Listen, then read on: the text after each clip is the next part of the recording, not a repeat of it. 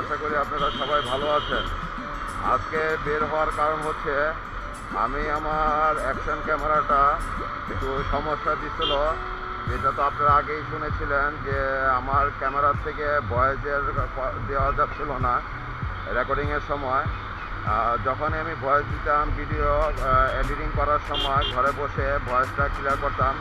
এখন যাই হোক, আশা করি সামনের দিকে আর কোনো সমস্যা হবে না।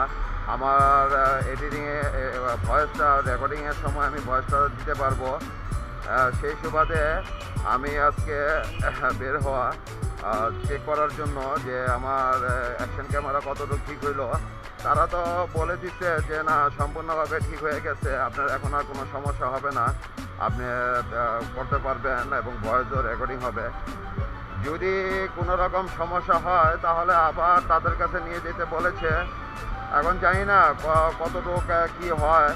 আসলে ক্যামেরাটা আমার সাপোর্ট দিতেছে ভালোই, ভিডিওটা সুন্দর আসতেছে বা ভিডিও যা করতেছি সুন্দর হচ্ছে, কিন্তু ভয়েসের দিক দিয়ে একটু সমস্যা হয়ে যাচ্ছিল, যার কারণে আমি ঘরে বসে ভিডিও এডিটিংয়ের সময় আপনার দিতাম, ভয়েস দিতাম।